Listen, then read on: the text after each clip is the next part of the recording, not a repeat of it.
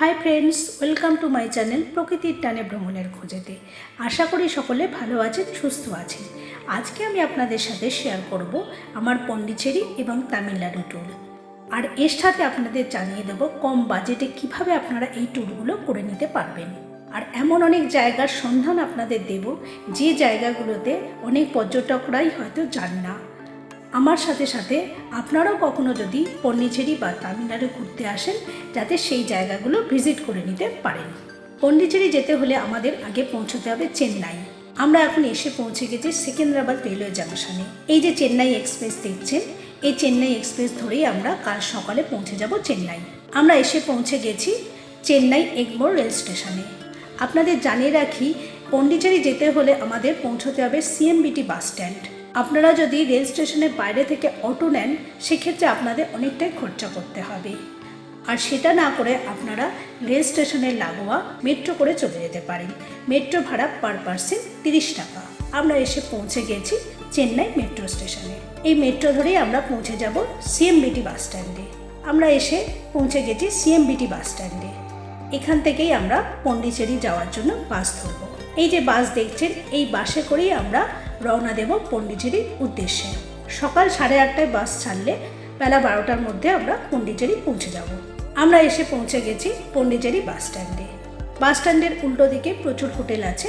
আপনারা আপনাদের বাজেট মতো হোটেল নিয়ে নিতে পারেন। তবে জানিয়ে রাখি, হোটেল কিন্তু অনলাইনে আগে বুকিং করে নেওয়াই ভালো। আমরাও আগে থেকে অনলাইনে বুকিং করে নিয়েছি। হোটেলের সাথে রেস্টুরেন্ট আছে, সেখানে আমরা লাঞ্চ সেরে বেরিয়ে পড়লাম লোকাল সাইটসিং দেখার জন্য। আপনাদের জানিয়ে রাখি, পন্ডিচেরিতে প্রধানত তামিল এবং ইংলিশ ভাষারই প্রচলন আছে। এখানে আপনাদের জানিয়ে রাখি, আপনারা যদি লোকাল সাইটসিং দেখার জন্য গাড়ি বুক করেন, সেক্ষেত্রে আপনাকে পার ডে 3 থেকে 3,500 টাকা খরচা করতে হবে। আর অটো নিলে কম বাজেটের মধ্যে আপনি ঘুরে নিতে পারবেন। আমরা প্রথমেই এসে গেছি অরোভিল মাতৃ মন্দির দেখার জন্য। 1968 খ্রিস্টাব্দে 28শে ফেব্রুয়ারি শ্রী অরবিন্দের অন্যতম শিষ্যা মীরা আলফাসার হাত ধরেই অরোভিলের প্রতিষ্ঠা হয়। আর এখানে সকলে ওনাকে মা বলে ডাকে। আর মীরা আলফাসাকে আমরা চিনি শ্রীমা নামে। ফরাসি ভাষায় অরোর শব্দের অর্থ প্রভাত বা ভোর, আর ভিল শব্দের অর্থ নগরী। সেই অর্থে অরোভিল হলো প্রভাত নগরী বা ভোরের শহর।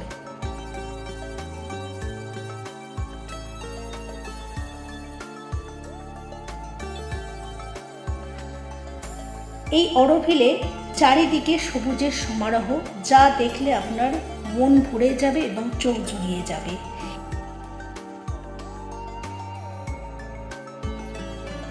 এই অরোভিলের মধ্যেই কিছুটা অংশে এগিয়ে গেলে মহাবিশ্বের প্রতীক হিসাবে 1400টি সোনার প্রলেপ দিয়ে তৈরি হয়েছে একটি স্বর্ণগোলক, যা মাতৃমন্দির নামে খ্যাত।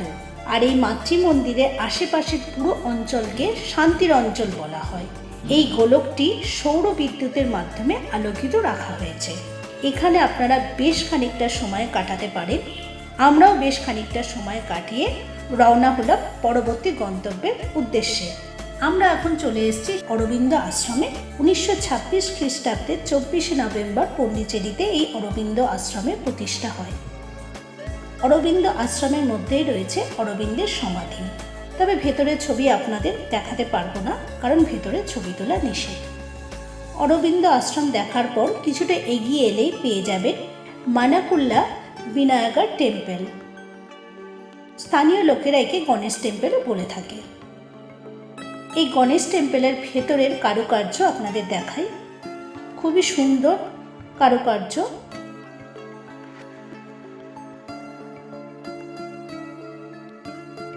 গণেশ টেম্পল দেখার পর আমরা চলে এলাম পন্ডিচেরি মিউজিয়ামে। তবে মিউজিয়ামের বাইরের ছবি দেখাতে পারবো, ভেতরের ছবি তোলা নিষেধ।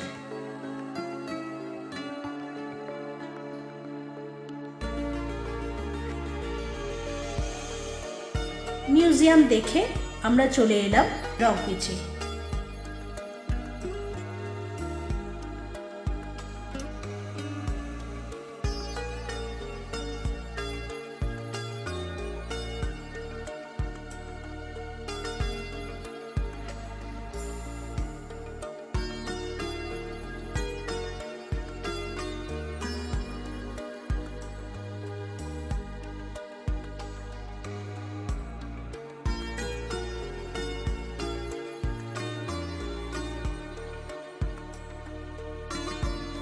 এখানে প্রচুর মানুষের সমাগম, বৈকালিক ভ্রমণ করতেই তারা এসেছেন এবং তাদের সাথেই আমরাও বেশ খানিকটা সময় কাটানোর পর আমরা চলে এলাম আমাদের শেষ গন্তব্য ব্যাসিলিকা চার্চে আমরা এসে গেছি।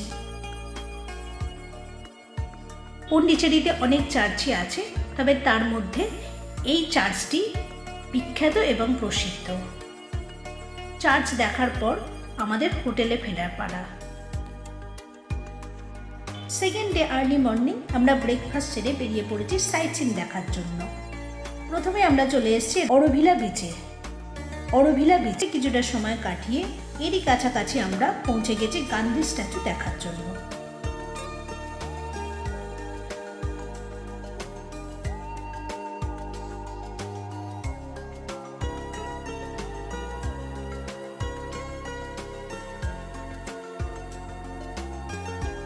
গান্ধী স্ট্যাচু দেখে কিছুটা এগিয়ে গেলেই পেয়ে যাবেন ওল্ড লাইট হাউস।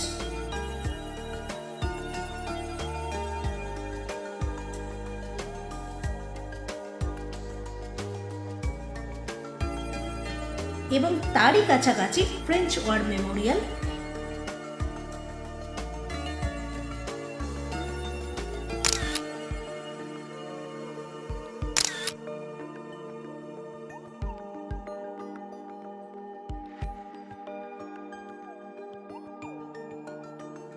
এসব দেখার পর আমরা পৌঁছে গেলাম আমাদের দ্বিতীয় গন্তব্য পন্ডিচেরি বোটানিক্যাল গার্ডেনে।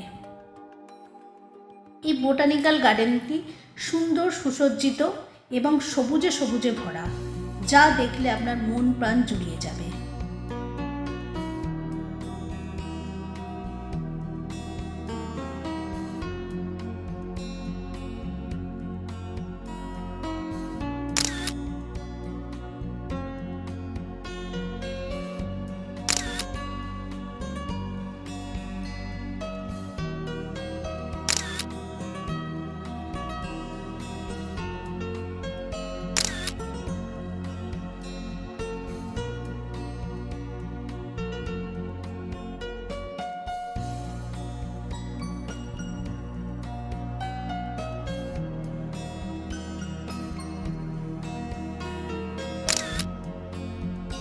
এই বোটানিক্যাল গার্ডেনে আমরা অনেকটা সময় কাটানোর পর রওনা দিলাম পরের গন্তব্যের উদ্দেশ্যে।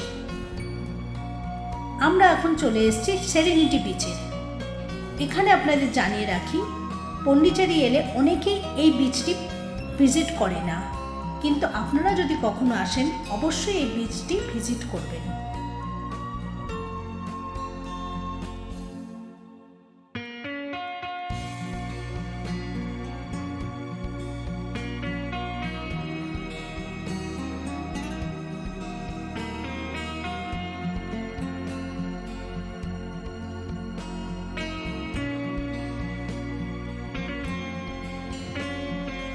এই বিচে মূলত মাছ ধরার যে প্রক্রিয়া সেটা হয়ে থাকে,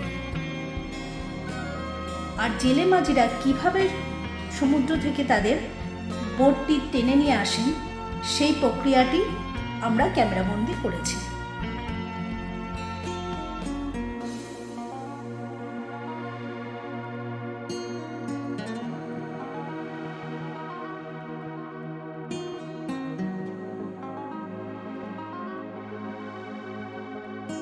এই বিচে বেশ খানিকটা সময় কাটিয়ে রওনা দিলাম পরের গন্তব্যের উদ্দেশ্যে। আমরা এখন এসে পৌঁছে গেছি আর্ট অ্যান্ড ক্রাফট ভিলেজে। এখানে স্থানীয় লোকেরাও তাদের বিভিন্ন হাতের কাজ তৈরি করে এখানে বিক্রি করেন। আপনারা ইচ্ছা করলে এখানে কিছু কেনাকাটাও করে নিতে পারবেন। আমিও কিছু কেনাকাটা করে নিলাম। তারপর আমরা চলে গেলাম লাঞ্চ করার জন্য। আপনাদের জানিয়ে রাখি, পন্ডিচেরিতে মূলত ভেজ খাবারই ফেমাস। এছাড়া ননভেজ খাবার আছে, তবে তার জন্য আপনাদের যেতে হবে ফ্রেঞ্চ কলোনিতে। ননভেজ খাবারের সাথে আপনারা যদি ফ্রেঞ্চ খাবারের স্বাদ নিতে চান সেটাও করে নিতে পারেন। আমরা এসে পৌঁছে গেছি প্যারাডাইস বিচ দেখার জন্য। এখানে টিকিট কাউন্টার আছে। টিকিট কাউন্টারে আপনাকে লঞ্চের টিকিট কেটে নিতে হবে। আমরা টিকিট নিয়ে চলে এসেছি। এই যে লঞ্চ, এই লঞ্চের মাধ্যমেই আমরা ব্যাক ওয়াটারের শোভা দর্শন করতে করতে পৌঁছে যাব প্যারাডাইস বিচের দিকে। আমরা এসে গেছি প্যারাডাইস বিচে। এই বিচটি খুবই সুন্দর, সুসজ্জিত এবং পরিষ্কার পরিচ্ছন্ন। এই বিচে আপনি ইচ্ছা করলে স্নান করতেও পারেন, কারণ এখানে পোশাক পরিবর্তনের জায়গা রয়েছে।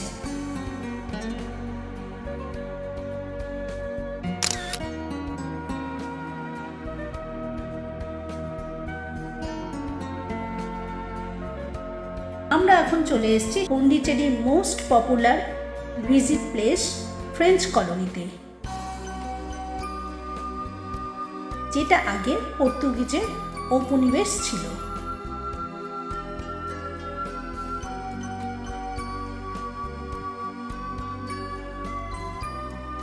আমরা এখন এসে পৌঁছে গেছি ফ্রেঞ্চ কলোনিতে। আপনারা পন্ডিচেরি ঘুরতে এলে অবশ্যই এই ফ্রেঞ্চ কলোনি ভিজিট করুন। এবার আমাদের হোটেলে ফেরার পালা। পন্ডিচেরির এই ভিডিওটি আপনাদের কেমন লাগলো আপনাদের মূল্যবান কমেন্টের মাধ্যমে আমাকে জানাবেন এবং আমার চ্যানেলকে লাইক করবেন আর বেশি বেশি করে শেয়ার করে বন্ধুদের জানাবেন। ফিরবো নেক্সট ভিডিও নিয়ে খুব তাড়াতাড়ি। নমস্কার।